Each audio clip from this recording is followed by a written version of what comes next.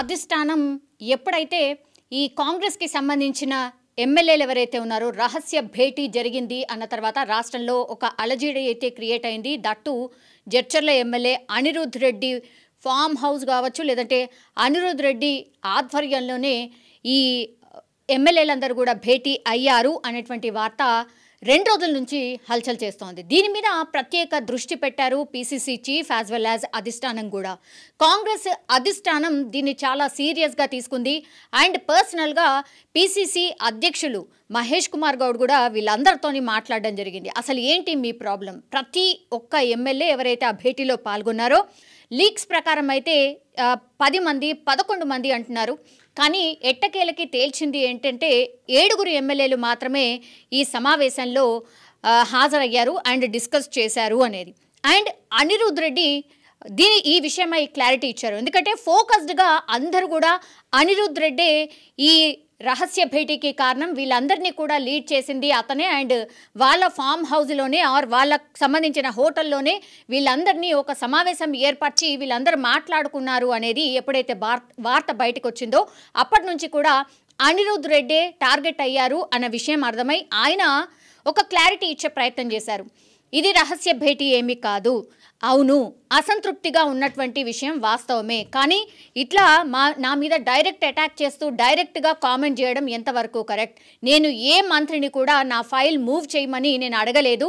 ఏ మంత్రి అయినా ఆ విషయం చెప్తే నాకు చెప్పమనండి, ఆర్ నేను ఎట్లాంటి డిస్కషన్కైనా రెడీ, ఆ ప్రూఫ్ చూపమనండి అంటూ అనిరుద్ రెడ్డి అయితే డైరెక్ట్గా క్వశ్చన్ చేసిన పరిస్థితి కనిపిస్తోంది.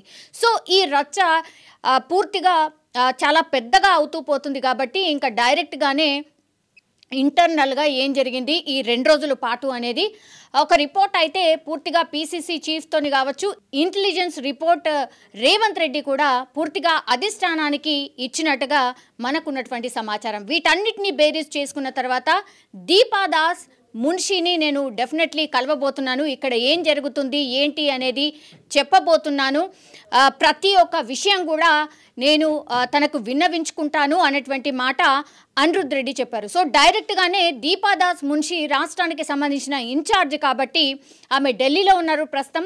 సో ఢిల్లీ ఎలక్షన్స్లో బిజీ ఉన్నారు అధిష్టానం అంతా. సో ఈ టైంలో ఇక్కడ అలజడి. అండ్ మనకు తెలుసు కాంగ్రెస్ పార్టీలో ఇట్లాంటిదైతే ఎప్పుడు జరగలేదు. ఆఫ్టర్ 1 ఇయరే ఇట్లా అసంతృప్తులు బయలుదేరడం, ఇట్లా రహస్య భేటీలు జరుగుతున్నాయి అని వార్త బయటికి రావడం.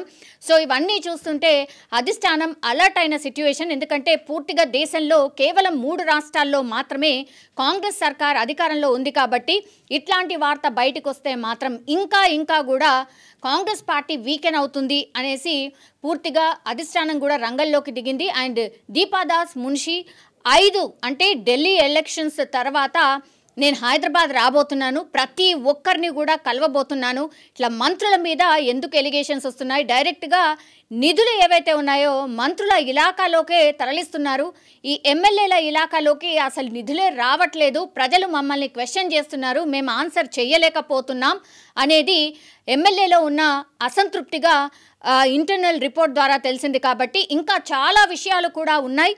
అండ్ వీటన్నిటినీ కూడా దీపాదాస్ మున్షి నేను వచ్చిన తర్వాత పర్సనల్గా వినబోతున్నాను అని చెప్పడం, ఆ తర్వాత మీరు ఎక్కడ కూడా ఈ విషయాన్ని ఎక్కడ కూడా మాట్లాడడానికి వీల్లేదు, ఇది రహస్య భేటీ కాదు అని అనిరుద్ రెడ్డి చెప్పినా సరే కొన్ని సోషల్ మీడియాస్ కూడా తప్పుడు ప్రచారాలు చేస్తున్నాయి, వాటిని పట్టుకొని మీరందరూ మాట్లాడద్దు అనేటువంటిది ఆదేశాలు అయితే జారీ అయిన సిచ్యువేషన్ కనిపిస్తోంది. ఎక్కడ కూడా ఈ విషయం గురించి మాట్లాడకండి, నేను వచ్చిన తర్వాత అందరినీ కలవబోతున్నాను, అసలు ఏం జరుగుతోంది ఏంటి అనేది తెలుసుకోబోతున్నాను, అప్పటి వరకు అందరూ నోటికి తాళం వేసుకోండి అని కొంత స్ట్రిక్ట్గానే కొంత హార్ష్గానే పూర్తిగా అధిష్టానం నుంచి అందరికీ ఆదేశాలు వచ్చినట్టుగా ప్రస్తుతం మనకున్నటువంటి ఇన్పుట్. సో చూడాలి, ఒకవేళ దీపాదాస్ మున్షి వచ్చిన తర్వాత కూడా మరి గాంధీ భవన్లో ఎట్లాంటి పరిస్థితి నెలకొనబోతోంది?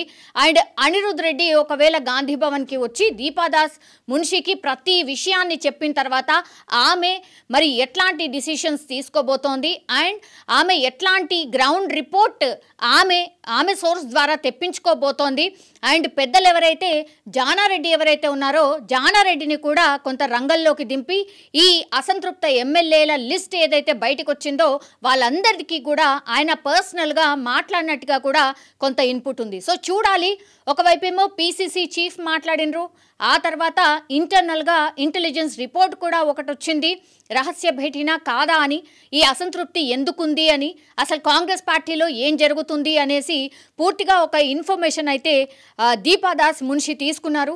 సో 5వ తారీఖు తర్వాత మరి గాంధీ భవన్లో ఎట్లాంటి పరిణామాలు ఉంటాయి ఏంటి అనేది చూడాల్సిందే.